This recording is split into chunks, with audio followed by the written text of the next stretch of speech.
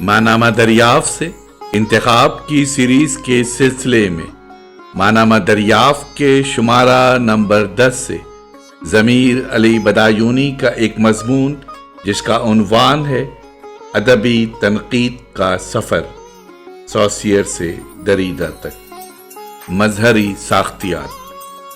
سماعت فرمائیے ضمیر علی بدایونی کا مضمون ادبی تنقید کا سفر، سوسیئر سے دریدہ تک، مظہری ساختیات۔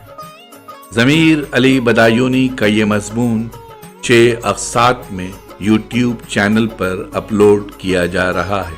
سماعت فرمائیے۔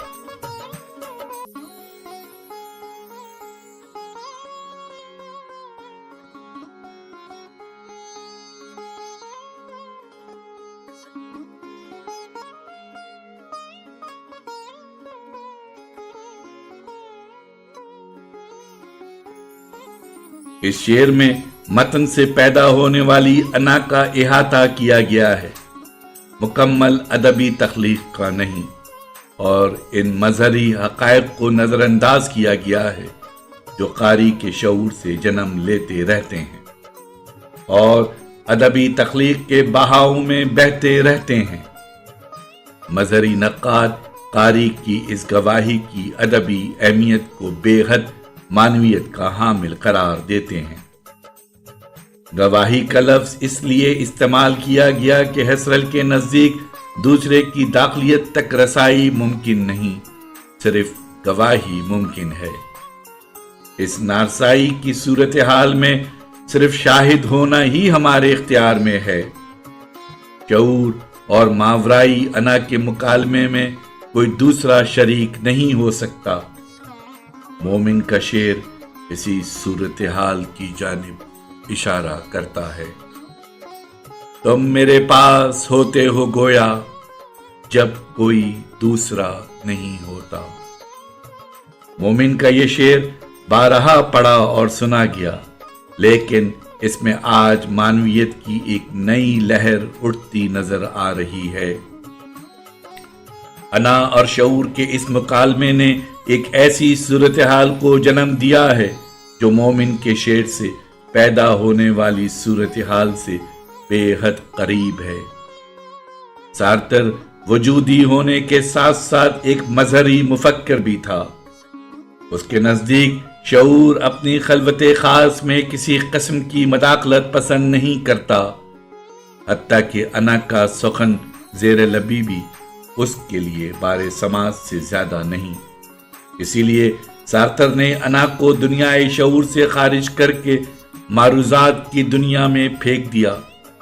انا اور شعور کا معاملہ تو وہی ہوا جو کبھی غالب کے ساتھ پیش آیا تھا۔ میں نے کہا کہ بزم ناز چاہیے غیر سے تہی، سن کر ستم ظریف نے مجھ کو اٹھا دیا کہ یوں۔ شعور سے خارج ہوتے ہی انا شعور کا معروض آبجیکٹ بن جاتی ہے اور شعور کی مقصودیت کی زد میں آ جاتی ہے۔ شعور اپنی منفیت سے دنیا کو رد کرتا رہتا ہے کہ یہی اس کا طریق عمل ہے، لیکن رد کرنے کے لیے دنیا کا وجود بھی تو لازمی ہے۔ وہ دنیا کے تصور کو رد کرنے کے لیے اسے آواز دیتا رہتا ہے، کیونکہ اگر دنیا نہ ہو تو شعور کی منفیت کا ہدف کون بنے گا؟ اسی لیے شعور دنیا کو باقی بھی رکھنا چاہتا ہے۔ عالم اشیاء کے تصورات اسی لیے شعور کی قلم رو میں داخل ہوتے رہتے ہیں، ایک کبھی نہ ختم ہونے والے تسلسل کے ساتھ، اور ادب کے سارے مظاہر دنیائے شعور کو اسی درآمد و برآمد سے فیضیاب ہوتے ہیں۔ حافظ روح القدس سے فیضیاب ہوا تھا۔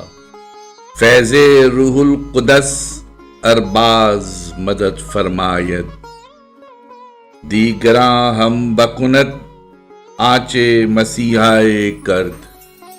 ادب کا روح القدس شعور کی مقصودیت ہے۔ اسی مقصودیت کے فیض سے ادب کے مظاہر اپنی تجدید و تزئین کرتے رہتے ہیں۔ شعور کی اسی مسیحا نفسی سے ادب کی رگ و پے میں تازہ خون دوڑتا رہتا ہے اور کبھی کبھی تو آنکھوں سے بھی ٹپکنے لگتا ہے۔ رگوں میں دوڑنے پھرنے کے ہم نہیں قائل، جو آنکھ ہی سے نہ ٹپکا تو پھر لہو کیا ہے۔ یہ لہو دنیا زیست مہیا کرتی رہتی ہے اور اسی لیے تخلیق کا پیمانہ کبھی خالی نہیں ہوتا۔ غالب کے فن میں تو اس لہو کی بے حد فراوانی ہے۔ جوئے خون آنکھوں سے بہنے دو کہ ہے شام فراق، میں یہ سمجھوں گا کہ شمع دو فروزہ ہو گئیں۔ تخلیق کے چراغ کبھی روشن نہ ہوں اگر دنیا زیست خون تازہ کی فراہمی بند کر دے، اور یہ سب کچھ شعور کی مقصودیت اور اس کی بخشش کے آزاد عمل کی مرہون منت ہے۔ ہمارے چاروں طرف پھیلی ہوئی کائنات بے معنویت کا ایک کبھی نہ ختم ہونے والا سلسلہ ہے، محملیت کا دشت بے معنی ہے، جس میں شعور کی مقصودیت معنویت کا واحد سرچشمہ ہے، جو ہماری تگ و دو کو مفہوم کی لذت سے آشنا کرتا ہے۔ زندگی کی ساری اعلیٰ تر اقدار اسی شعور سے جنم لیتی ہیں۔ زندگی اور ادب دونوں کے دامن میں معنی کے پھول شعور کی مقصودیت پھینکتی رہتی ہے۔ اسی لیے مظہری نقادوں کا یہ کہنا کہ واردات شعور کی بازیافت ادبی تنقید کا مطلوب و مقصود ہے، ادب اور زندگی کی اعلیٰ تر تفہیم ہے۔ ادب شعور کی روشنی سے روشن اور زندہ و بامعنی ہو جاتا ہے۔ زبان چونکہ اشارتی اور اظہاری ہوتی ہے، اس لیے اس میں مصنف کے یکتا اور منفرد شعور کے نقوش ہوتے ہیں۔ مظہری ساختیاتی تنقید کے کم و بیش سارے ہی نقاد اس پر متفق ہیں کہ مصنف کی انا کو ادب پارے سے خارج میں تلاش کرنا غلط اور نامناسب ہے، کیونکہ مظہری نقاد ادبی ساختوں کی حدود میں عمل پیرا ہوتا ہے، جسے وہ تجریدی ہیئت ڈس ایمباڈیڈ کا نام دیتا ہے، اور جب مظہری نقاد مصنف کی مقصودیت کا حوالہ دیتا ہے تو اس سے اس کی مراد صرف تصوراتی باہمی تعامل سے نہیں ہوتی، بلکہ ایک وسیع تر دنیا سے ہوتی ہے، جسے وہ دنیا سے کثیر الشیون باہمی تعامل یعنی multi model interaction with the world کا نام دیتے ہیں۔